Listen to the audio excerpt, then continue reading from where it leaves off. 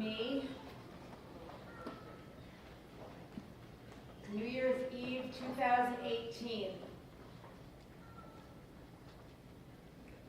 A plane crashes in Costa Rica. 12 people were killed, and I knew one of them, Hannah Weiss. A young, beautiful, kind young woman who was at college here in New York City and was my son Zach's babysitter. Hannah had been here at Sutton Place Synagogue 10 days before the crash. When I heard about the deadly crash, I thought about her final moments and her parents' final moments. And I imagined their horror, and I thought about their cries. And the cries of all of them when they realized that this was it. Their lives were ending now, and no one could help them. And I imagined the cries of the family members who answered the phone, the cries of their friends as the news began to spread, the cries of our community who lost dedicated people, the cries of our world. Our world was so much better with those 12 in it, but that world will be built on their memories. I couldn't stop thinking about Hannah. I began to think about Hannah and what she stood for. Her commitment to saving our planet. Hannah was studying the science of sustainability at Columbia and Jewish studies at the Jewish Theological Seminary. She was always modeling and inspiring others to care about our environment and to take responsibility as Jews and as human beings. This is so appropriate on this first day of Rosh Hashanah, the day where we celebrate not only being together as a Jewish community, but a celebration of the world itself. Hayom Harat Olam, today the world was born. The second thing is that Hannah believed in everyone's capacity to do good. When Hannah was an international board member for USY, United Synagogue Youth, she led the Tikkun Olam efforts. She kept highlighting different teams each month. Hannah knew that it was one thing to do good, but to make real change required everyone to see their ability and to take action. You see, for me, the worst part of the plane crash was not just the utter loss of life, but that inability to protect the ones we love, and that kept me up at night, night after night after night.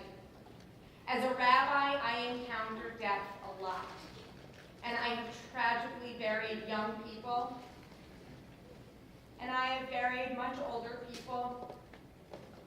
I have sat with my friends when I was 12 years old, and we buried their mothers 6 months apart, 2 different friends. And when I was 27, just a few months before becoming a rabbi, my best friend died. But the fact that an entire family, 2 families, the Weisses and the Steinbergs, and 2 flying the plane, were just obliterated, astonished me. This was all I could think about. And these are the things that often I feel like I can't talk about out loud. Because I don't know I don't know if you want to hear my doubts or my thoughts about what scares me, but this really scared me. But I know that I need to talk about this and think about this, because what happens when things occur that are out of our control, that we cannot explain and that we cannot fix, and our mind keeps running. As a daughter in a family like all others, As a mother of 2 children, as a rabbi, as a friend, I struggle with this.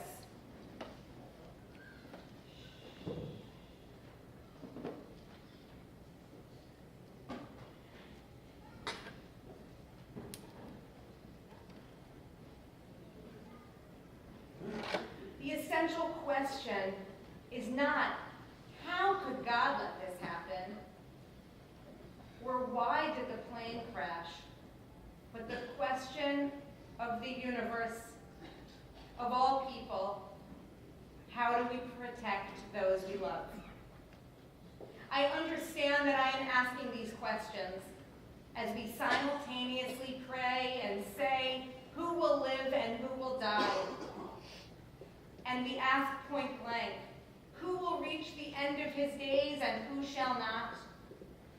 Who will perish by water and who by fire? Who by famine and who by thirst? Who by earthquake and who by plague? Who shall be at peace and who shall be pursued? Who shall be at rest and who shall be tormented? Who shall be rich and who impoverished? I struggle with this. I think about what I have learned in my years on this earth. That we can't act like fatalists, but the fact is we might be saner if we did. We wouldn't sweat the small stuff. We would go through life a bit more carefree. But eventually something happens. Trees fall, planes crash, attacks occur, heroes disappoint us. So could it be that our expectation of good is just not realistic? In fact, and I know this is going to sound crazy, there was a moving scene this past March in the ABC show Grey's Anatomy. Yes, Grey's Anatomy. A conversation between a rabbi that was dying and a doctor whose firm faith was challenged. I'm seeing nods. It looks like many of you saw that episode. The rabbi, as patient, said, Where exactly is it written that if you do this or that everything in your life is going to be good? Nowhere. Nowhere in faith is there a guarantee. The doctor says, I'm not asking for everything to be good all of the time, but fair. Can I get fair? So the rabbi says, fair? Was it fair when Isaac went blind and then his child betrayed him? And where was the fairness when Sarah had to wait 99 years before she had a child, and then God said, sacrifice him? And Moses couldn't even get past the bouncer in the promised land. And like I said, I'm not up to the sequel, but from what I hear, Jesus got a pretty raw deal. Nobody in the Bible lived a life free of suffering or injustice, or it wouldn't have been a bestseller. And if they lived lives like that, why should we expect ours to be different? Now, if people only believed in God when things were good, I guarantee you, after the Holocaust, not a single Jew would be a believer. Faith wouldn't be real faith if you only believe when things are good. The young doctor replied, well, so what? The world is just cruel and random and there's nothing we can do about it? To which the rabbi replied, look, I don't have a lot of time here. Do you mind if I just skip the part where I pretend that I don't know what to tell you and I'm just going to tell you it's going to be okay? It's not. Terrible things happen. Terrible, devastating things happen. Who the hell are we to know why? Why do some people live and die? Children die. Children who didn't do anything wrong. Children who were broken before they had a chance to be whole.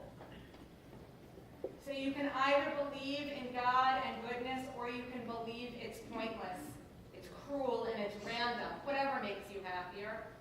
Or the rabbi says, we can do tikkun olam. Tikkun olam means that the world is full of brokenness, and it is our job to put it back together again. It assumes that the world is broken and is in pain, and it's my job, it's your job, it's our job to fix it. Theology from a Shonda Rhimes show. You know what? It's true. It's true. The thing is, we can't always prevent planes from crashing and towers from crumbling. But somehow we can hold out hope and faith that someone will reach out to help our loved one in the depths of despair. That someone will reach out to us, or we will extend our hand. You see, despite what we witness, we must also believe in the tenacity of the human spirit in order to not only survive, but to protect and thrive. We must think about those boys this summer that were rescued from the cave in Thailand. But we know that didn't just happen. The recovery occurred because people extended themselves beyond what we thought was human imaginable. The recovery occurred because they were able to use cutting-edge technology. Yes, technologies that were created in Israel. The recovery occurred because people worked together. Will things always be rebuilt? No. But there are moments that we can look to where we realize that working together is in fact our only option. Tomorrow, we mark the 9/11 attacks. We have heard horror stories. Stories of bravery, stories of loss, stories of miracles. One of those stories happened to our synagogue member, Jonathan Judd, who's standing in the back of the room with his children.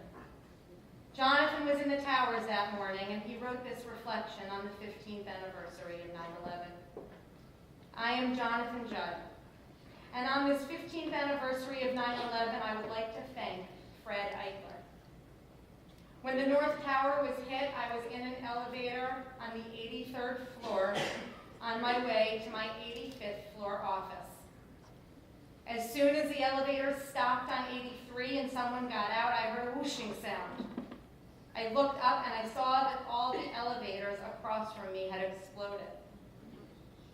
I ran out of the elevator and into a man's office where he told me that he had just seen a commercial jet fly into a building. I later learned that that man was Fred. I knew immediately it had to be a terrorist attack. We saw the second plane fly into the South Tower, and I was shaking so badly I could hardly stand. I told Fred I had finally gotten married at 36, and I had had a newborn baby at home. Jordan is now a senior. I honestly wasn't sure whether I'd live or die. Despite being a complete stranger, he did everything he could to keep me calm and reassure me that we would make it out, and somehow, miraculously, we did. Jonathan writes, so thank you, Fred, for keeping me as calm as you did and giving me hope when I needed it most. It is at these moments that I think about how we are connected to each other, how connections with members of humanity help us live, even when we can't fix all that might be bad. And on these days of Rosh Hashanah, it is the human connections that we must think about. We can protect ourselves and others by looking out for those we care deeply about, and those we just met, and those we don't even know. We can understand that we are a part of a system greater than ourselves. for another cultural reference, someone recently shared with me that on a recent episode of Orange is the New Black, there were two non-Jewish characters speaking to each other, and one says to the other, "It's good to have company when you grieve. It's what the Jews call a shiver, so you don't get cold." I don't watch the show, but I find this line exquisite. What do we do for each other during our deepest moments of fear or loss? We keep each other warm. We protect each other. We are each other's human blankets. Connecting with one another the best we can and propping each other up is something we can commit to in this new year. And let me tell you, it will save lives. A little while ago, I spoke about the Unatana Tokev prayer, struggling with the words who will live and who will die. And last night, I focused on tshuva, repentance, tefillah, prayer, tzedakah, good deeds, saying that those three will avert the evil decree, but this isn't a guarantee, but it's a good start, because these connections save lives. What do I mean? Over the last year, it seems there have been numerous suicides in the public eye. The fact is, suicide rates have increased 25% since 1999. 25% since 1999. What can we do about it? How do we help people who are in the depths of despair?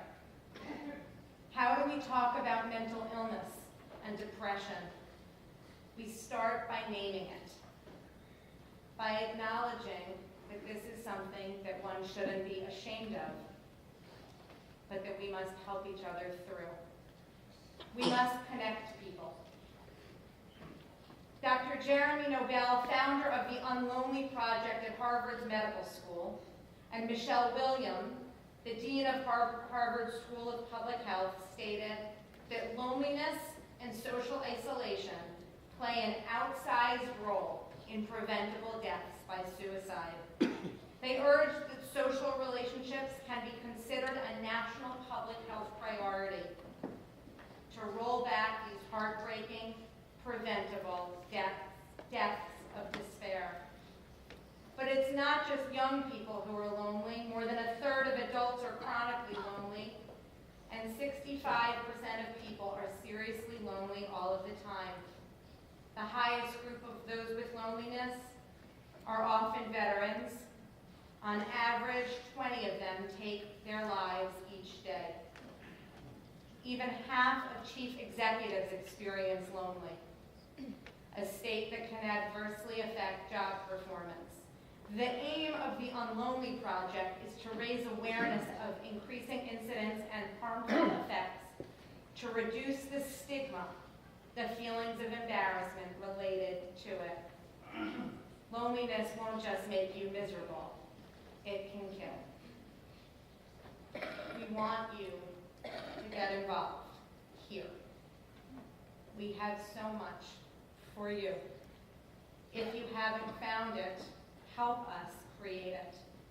We need you. And if you or someone you know needs help, reach out. You can always call on us. When the plane crashed in Costa Rica, the Jewish digital universe went into high alert. People started reaching out, talking, figuring out how to connect with people they hadn't been in touch with in years. Rabbi Avi Olitsky shared, "We began the new year," he meant the secular one, "with hope. But then tragedy strikes. And we are reminded again how fleeting each moment is, how small the world can be. And what Kol Yisrael Aravim Zebazel, what this might really mean, not just that Jews are all responsible for one another, but that our lives are uniquely intertwined, and the personal pain is shared and profound and raw. When a member of our world is in pain, we are all in pain. It is why we say the Mishaberach, the blessing for the sick, each week. Because we need to understand that this is what we must do to forge human connections. We can't prevent tragedies, but moments like those force us to ask tough questions and to wonder, how do we care for those that we love?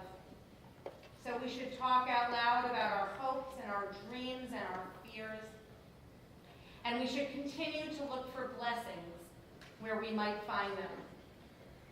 And so I offer all of us a blessing that I offer at baby namings. Since the rabbis taught that with each baby born, the world begins anew. This poem is called, May You Always Have Enough. This is my prayer as we enter the new year. May you always have enough. Enough happiness to keep you sweet. Enough trials to keep you strong. Enough hope to keep you happy. Enough failure to keep you humble. Enough success to keep you eager. Enough friends to give you comfort. Enough wealth to meet your needs. Enough enthusiasm to look forward. Enough faith to banish depression. Enough determination to make each day better than yesterday. And let us all say, Amen. Shana Tova.